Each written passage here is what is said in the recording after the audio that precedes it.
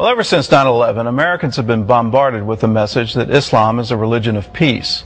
But around the world, many terrorists claim their actions are inspired by the teachings of the Quran. So what's the real story?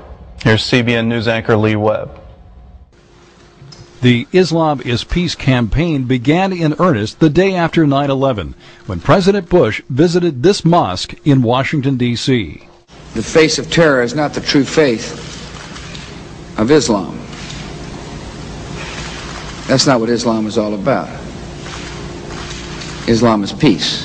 And the leading Muslim advocacy group, the Council on American Islamic Relations, or CAIR, has continued to spread the Islam is peace message through the media, even though CAIR is now an unindicted co-conspirator in a terrorism case. Islam is not about hatred and violence. It's about peace and justice.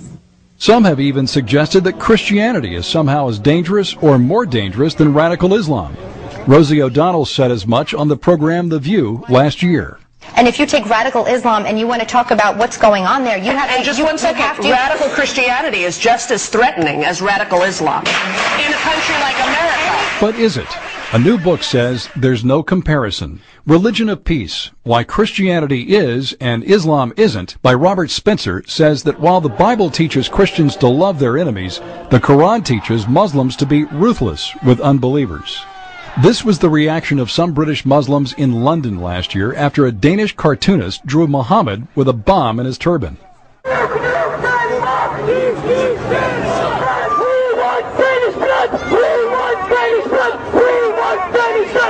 It has been said that while most of the world's Muslims are not terrorists, most of the world's terrorists are Muslims.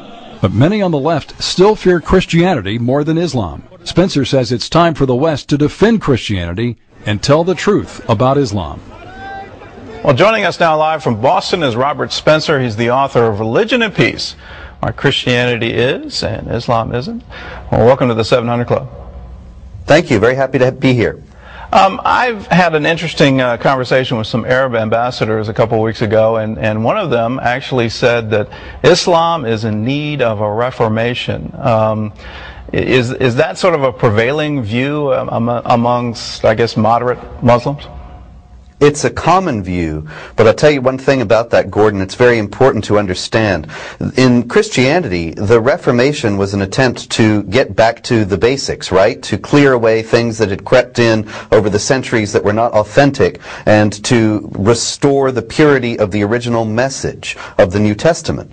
Now, in Islam, there's already been a Reformation like that. Muhammad ibn Abdul Wahhab, the founder of the Wahhabi movement, was an 18th century reformer in Arabia, and that's exactly what he proposed to do. He cleared away everything that was a later addition in Islam and got back to just what the Quran said and what Muhammad taught. And it became the most violent and virulent form of Islam that the world has yet seen.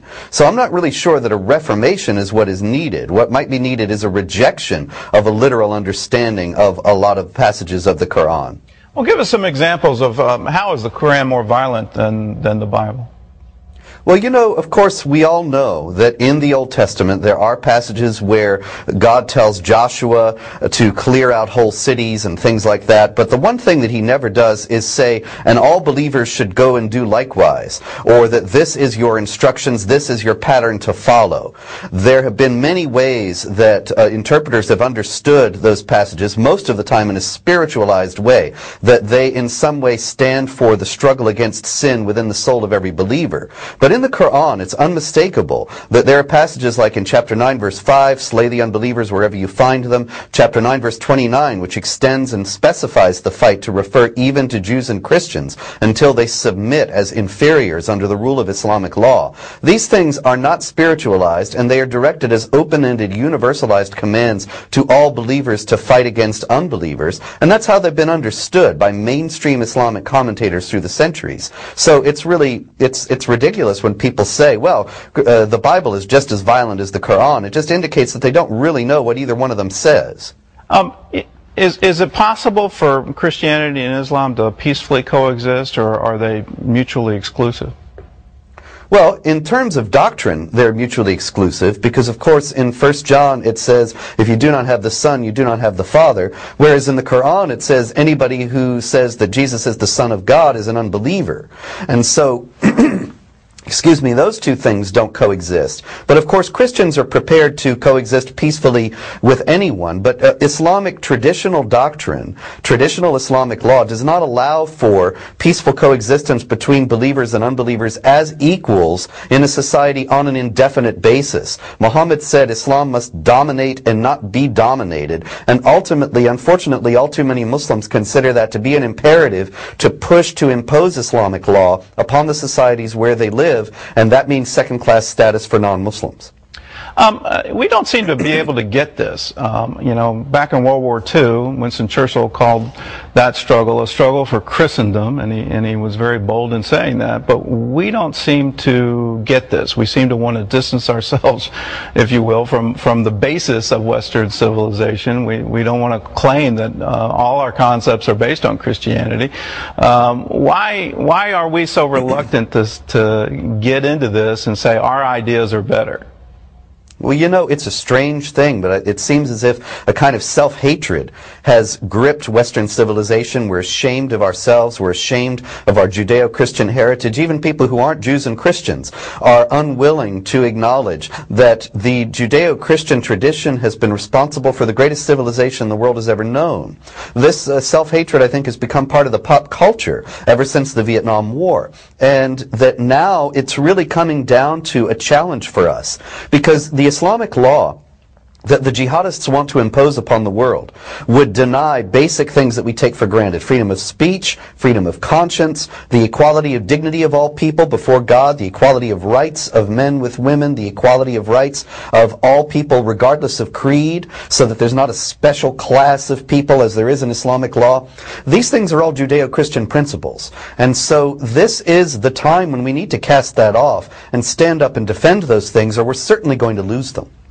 There seems to be a movement, and it's frankly political, that Christians are just as bad as radical Muslims. And I know CNN is doing a whole series this week, and AP just released a rather puff piece on it saying, everybody needs to watch it.